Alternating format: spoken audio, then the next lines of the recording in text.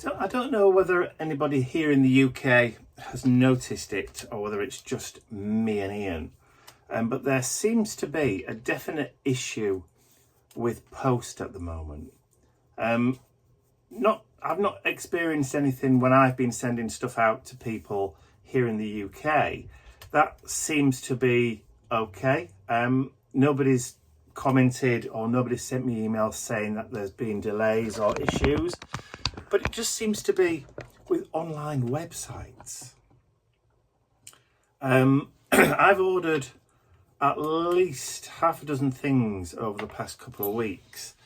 Packaging mostly, hard-backed envelopes and the Carte Noire blackboard, and a few other bits and bobs.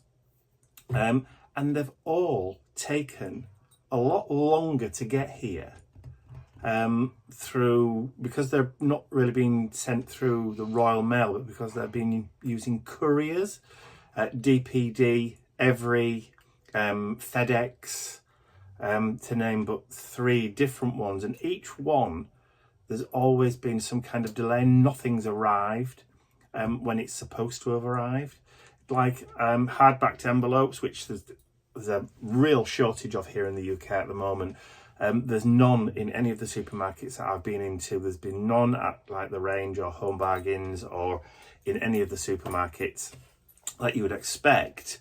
Not even at the wholesalers where we go to get our bubble bags and that kind of stuff. None at all. So I had to order them online. And they've taken nearly 2 weeks to get here from a UK source. I got a tracking number right from, I think it was like 2 or 3 days after I placed the order. So the order had been processed, but there was no updates on the tracking information at all from the courier. So I don't know what's going on, but it seems to kind of like be settling down a little bit now. I ordered something completely different to work. I was going through my CD collection and I noticed that one of my all-time favourite CDs is missing. I don't know where it's gone to again, so another one that's disappeared. And it's the Queen's Greatest Hits. I don't have it, so it's gone, it's disappeared. So I reordered it and that arrived within 2 days. And then as I was looking through the collection going, what else is missing then? I noticed that my Blondie Greatest Hits CD is also missing.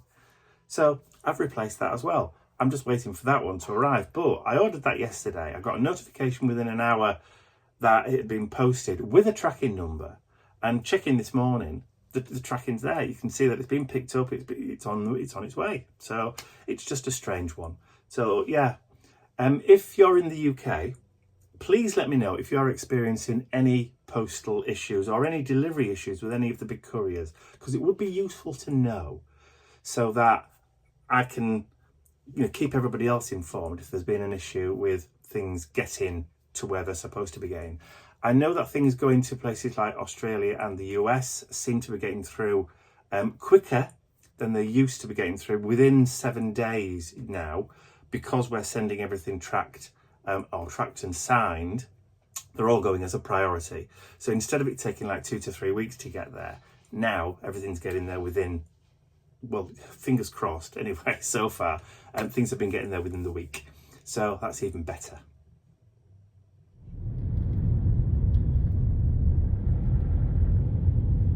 Just noticed this van in front of me. Bit of a come down really, isn't it?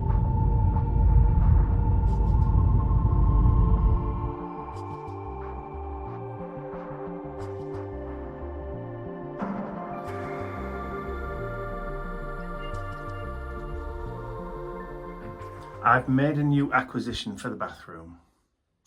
I've got rid of my abstract painting and replaced it with this poster here. So this is for my little ensuite. So I have my Chaganel copy that I did myself there, my little sunflowers. And now I have my favourite little William Morris design up on the wall in the bathroom. Love it.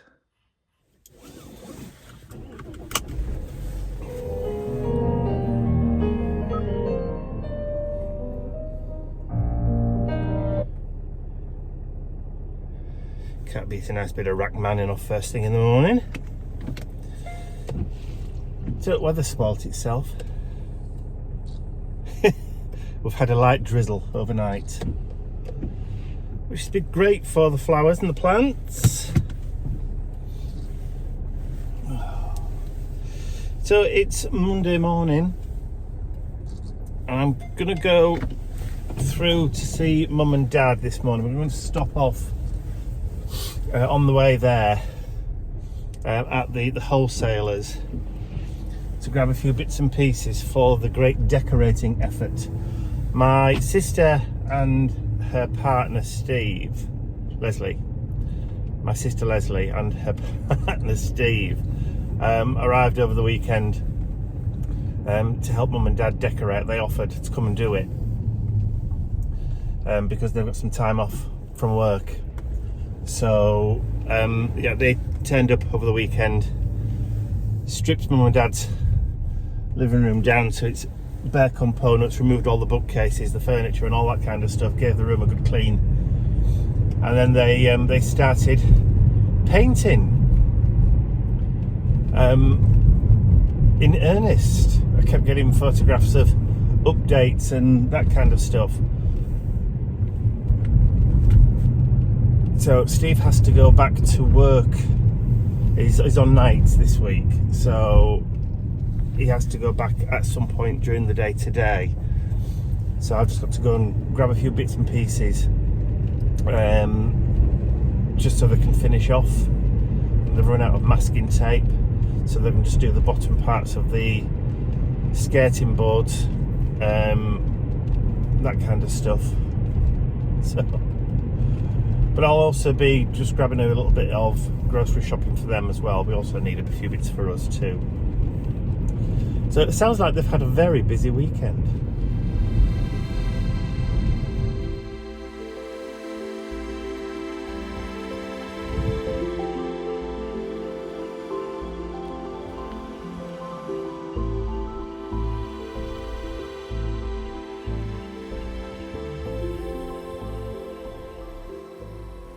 So recently I've been thinking blah blah blah blah blah.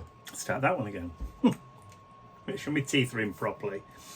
So recently I've been thinking about plastic quite a lot, really, particularly about the amount of plastic packaging. Now, I've received quite a lot of parcels through the post, and most of them are in cardboard that have bubble wrap and that kind of stuff inside it.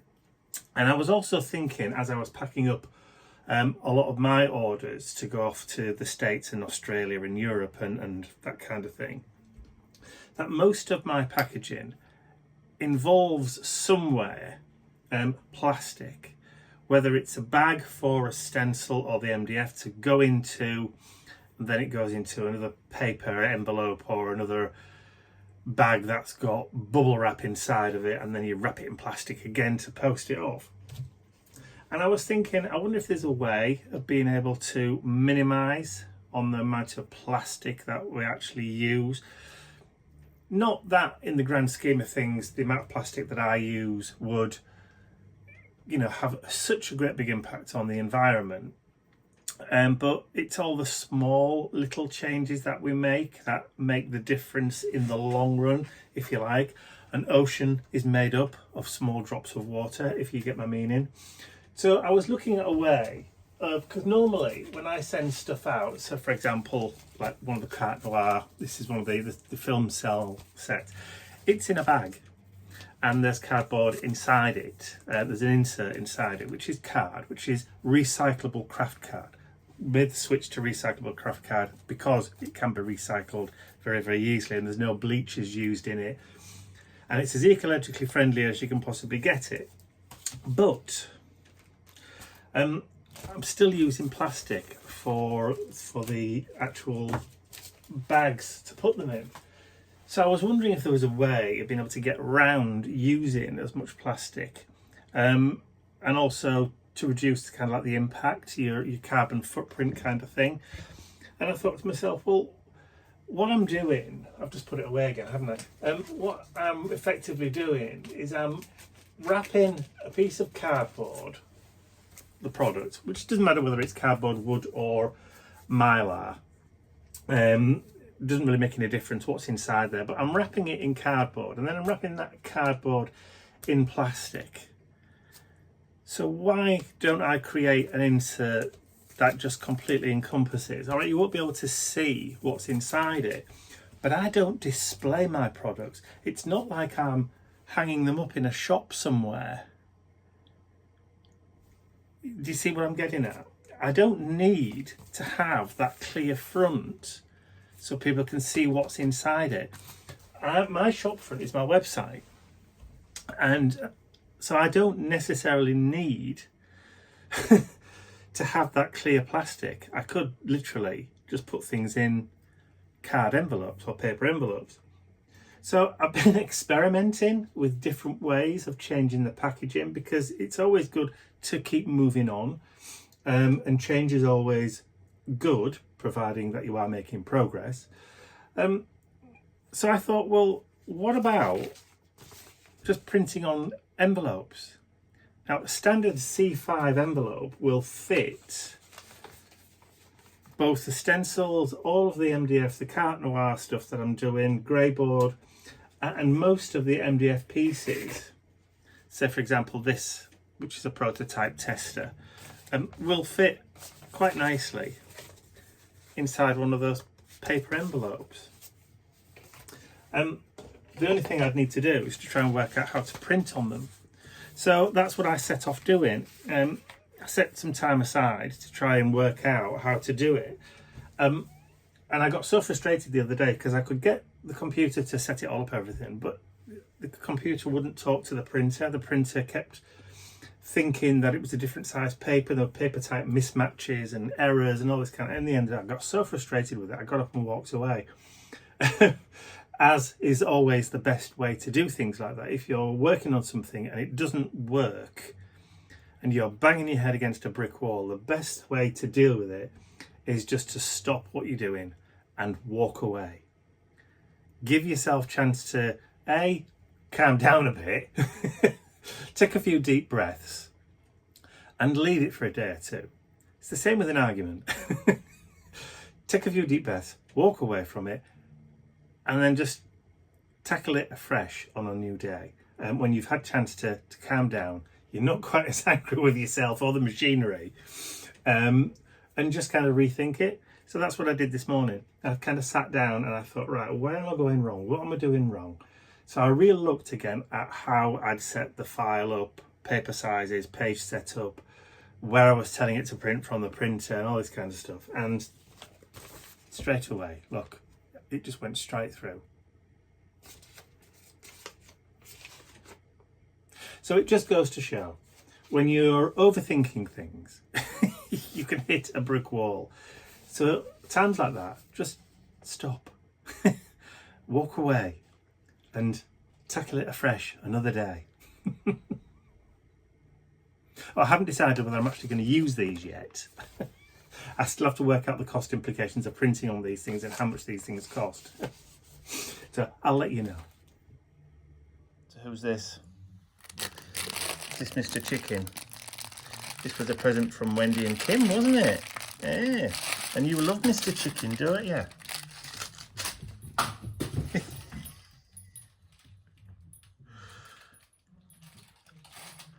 He likes the crinkle. Yes.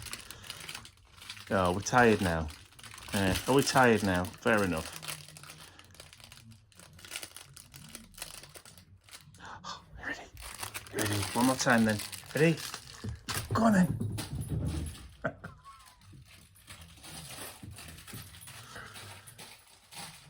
Is that it? Is Mr. Chicken going downstairs now? His fascination with the sound.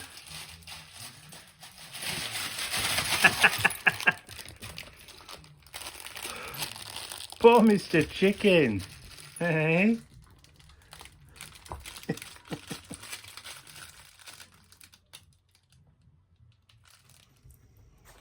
So we're now sort of halfway through May, and I was stood outside in the garden this morning, just having a look around, thinking how full it's suddenly become over the last couple of weeks. Now that, like I said, we're in middle of May, the hawthorn's out in flower all over where we live, and that's usually a good indication that that there's not going to be any more frost. So we're safe to kind of put out those kind of tender annuals and that kind of stuff through your hanging baskets now. The hawthorn here is also called Mayflower. So that's one of the reasons. So now that's in full flower. Like I said, the chances of us getting any more frost now are very, very minimal. But I was looking around the garden and at all the plants and everything that are coming up and flowering and that kind of stuff, and really impressed with how full the borders look already. And then there was a knock at the door. So when I went and answered it, it was the postman with a box of plants that Ian's ordered and not said anything. So when he came home, I said, you've had a delivery of plants. Where are these from? So I said, well, remember when we were watching that gardening programme last week? So I said, yeah. He said, well, I spotted some plants in one of the programmes, and seeing as, the programme was being filmed in a garden centre, I was able to find out the name of the garden centre where they were, and I went onto the website, and then I ordered some of these plants that I'd seen that they'd featured in the programme. So I said, when did you do all this? So he said, while they were still on the TV. He said, I literally just picked up my phone, went onto the website, put them in my basket, ordered them, and then just put my phone back down and carried on watching the programme. So, all right, okay. So he's doing it by stealth now. So what he's bought is a plant, he's bought 3 plants called Persicaria bistorta. I'll put a picture of the plants on the screen now so you can see what the flowers look like. So as you can see, they are big kind of pink bottle brush kind of plants, or flowers anyway. So he wants to put those in the front garden because there's still plenty of room in the front garden to get more plants into. There's not so much room now in the borders in the back garden, but there definitely is in the front. So yeah, I've got to watch him because he's buying plants and not saying anything, and it's a slippery slope. It really is.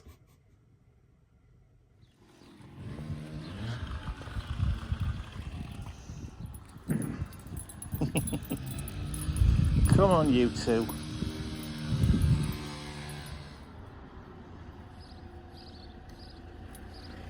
Come on then.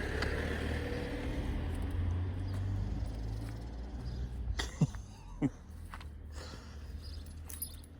going nowhere fast today, aren't we?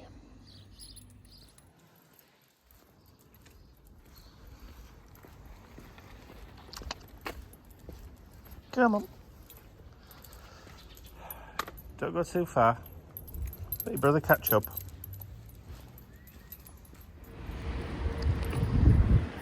It's all that grass and you've got to go over there. Come on. That's better. Somebody's having a sniff.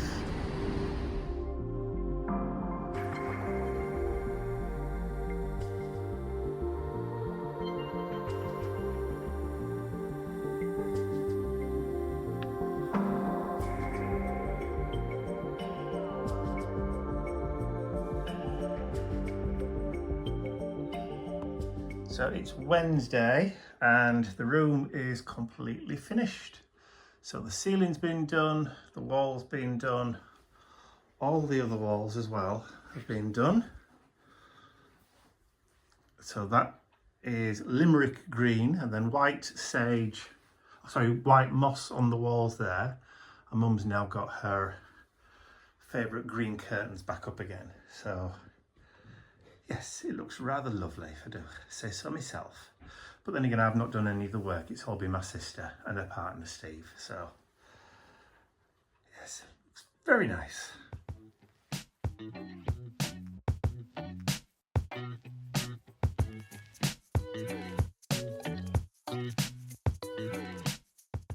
I'd like to say a huge thank you to all of my angels, because without you, these videos would not be possible. And don't forget, you can access your exclusive angel-only content over on my website. There's a link in the description area below. Thank you.